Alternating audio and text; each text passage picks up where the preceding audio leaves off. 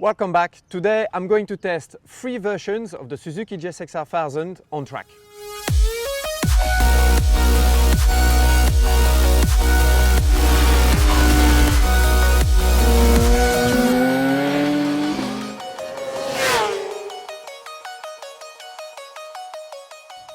With every single bike I'll be pushing as hard as I can, and I'll be telling you what are the differences, how they feel, what is the gap in lap time and why. First up is the road bike. So a few numbers for you. This bike is completely standard. It weighs about 200 kilos. It's got about 200 horsepower and it's completed with mirrors, number plate and road tires. The Superstock version here to my left is very light. We are at 175 kilos. This is the minimum weight for the BSB Championship Superstock. The Superstock version is actually quite similar power-wise to the road bike. On my right, the SUPERBIKE version. So this version is a lot more hardcore. We've got a lighter weight, which is 167 kilo. This is the limit for the British Superbike Championship. And we also have a very powerful engine, very close to 230 horsepower. Both the Superstock and the SUPERBIKE are run by the Biel-based Suzuki team in the British Superbike Championship.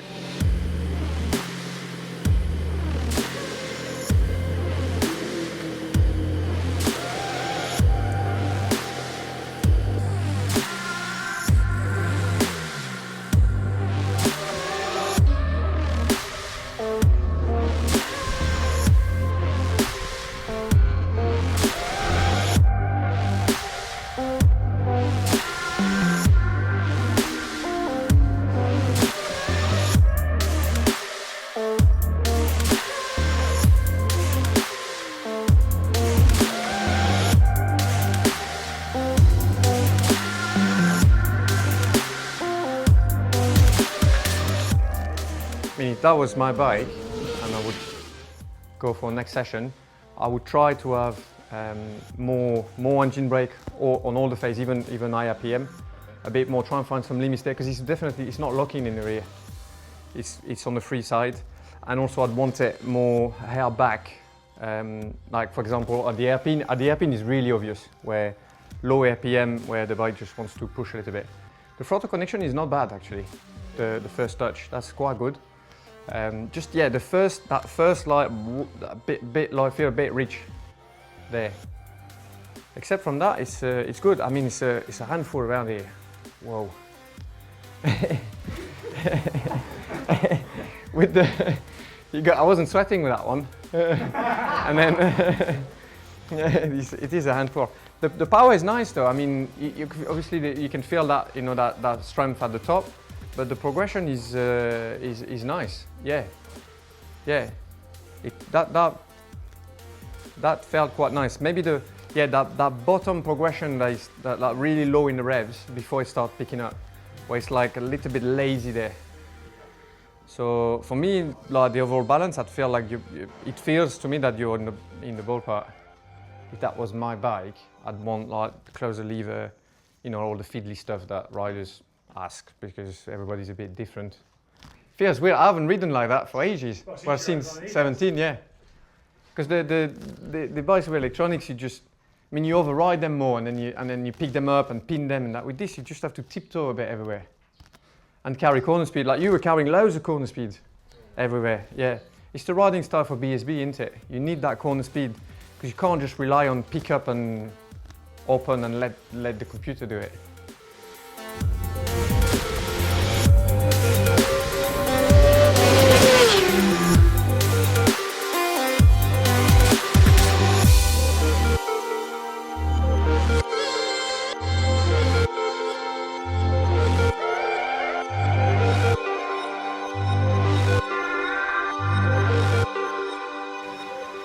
So the road bike versus the Superstock versus the Superbike. This has been a really interesting test today. We've been able to try them on track and do a few outings with each of the bikes, compare the lap times and compare the feeling. And so the main differences for me is the road bike is actually not far from the Superstock, and then the Superbike is like, feels, compared to those two, feels like an animal. This Superbike is very, very fast. The power is unbelievable. And around Mallory Park, it just makes a big difference. It's a bit of a handful to handle. So that bike, the Superbike, has got around 230 horsepower, when the road bike is about 200, and this one is about 205. The power increase for the Superstock comes mainly from the exhaust and the Yoshimura kit, electronic kit, where you can map the engine in a little bit in a better way. So you got a bit of increase of torque and a bit increase of power. The Superbike is a full-on race engine. So the engine is wild, like loads of power. Around Mallory, the bike is proper aggressive, like, and also because of the BSB rules, this bike is with the BSB rules, we have no traction control at all. So the road bike and the Superstock bike actually feel more controlled, and they just feel tamer because of less power and more traction control and electronics on board on the bikes. One of the main differences as well from the road bike to the race bikes is the braking system. So with the road bike we have the ABS, and on track we can feel that. It's not a massive gap for the lap time, but you can just feel it all the time. It's like fighting against your hand when you want to really brake out. The bike detects a little bit of locking and it's easing the pressure, so you have to fight back with it on the track. With the Superstock, there is no more ABS, and with the Superbike, we have a full-on braking system for racing. Suspension-wise, so with the stock bike, it's with Showa suspensions, and with the Superstock, we have the FKR setup in the front, so that's a pressurized spring system that works actually really well. We also have the TTX GP rear shock and the Öhlins steering damper. With the BSB bike, the full-on Superbike, you have a full-on race fork. The shock is very similar actually as in on the stock. And again, this makes a difference. This is also a very expensive piece of kit compared to what equips on the Superstock. Another big difference that you can feel, especially from the road bike to these two race bikes, is the weight. The road bike obviously has got light, mirrors, number plate, a lot of stuff that you don't really need on track. So with this bike, for example, the weight in the Superstock is 175 kilos versus 200 kilos for the road bike, so 25 kilos, and this you can feel that on track. The race bike, the Superbike, is 167 kilos. Now this as well adds up, like compared to the road bike, you can really feel the difference in weight. For the Superstock and the Superbike, the weight is down to the regulations. The Suzuki, the GSX-R is actually a really light bike once you get rid of all the lights and everything you don't need for the track.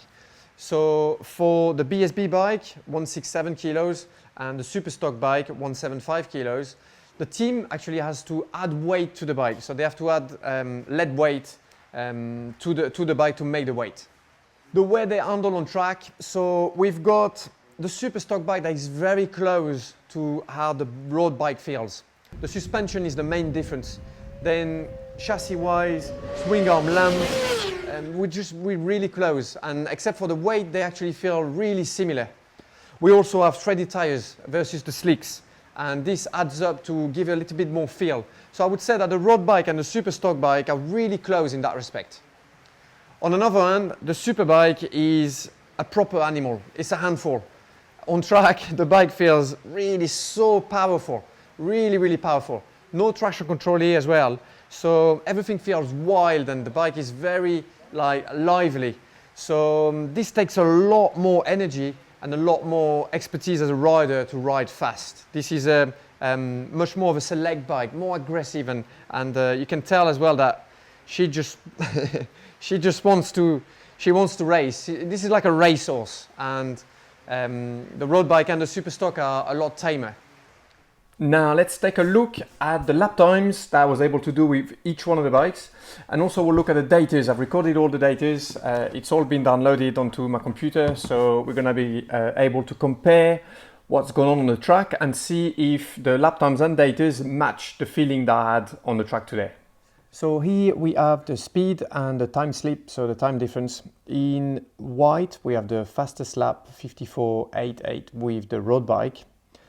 In red we have the fastest lap with the Superstock bike. It's not the fastest, but it's quite clean, so that's why I selected that one, 52.7. So just 2 seconds faster. about 2 seconds faster.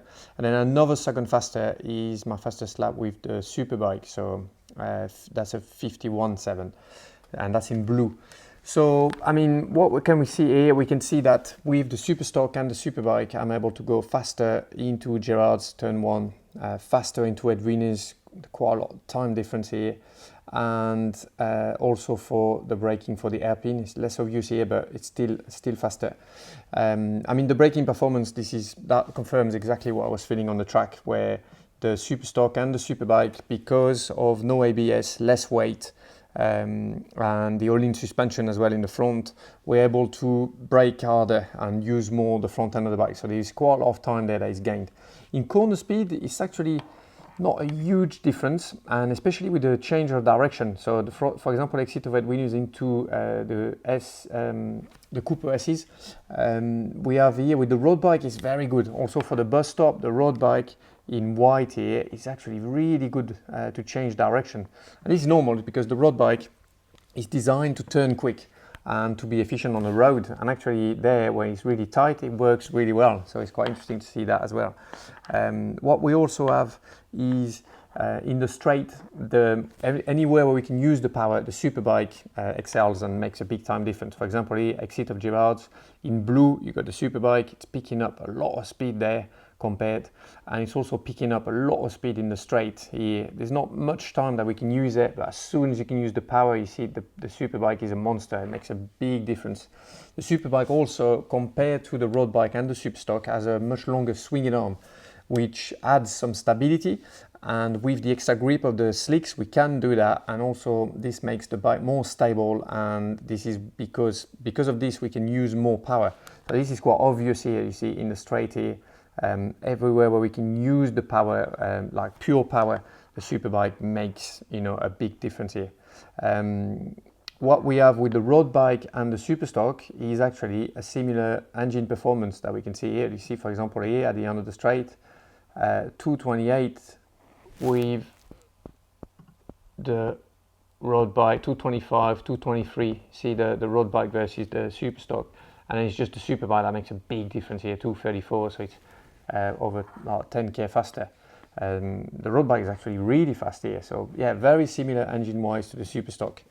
So yeah, I think that's it. The data confirm exactly how I felt on the track, and we can see there that the Superbike is really like an animal, and where on the track where we could use the power more, it would make a big difference in time at that point.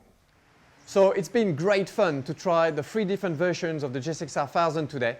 And if you've liked the video, don't forget to subscribe, give us some likes, and give us some comments as well, because I will try as much as I can to answer your questions. I hope you enjoyed it as much as I did, and I'll see you soon, guys.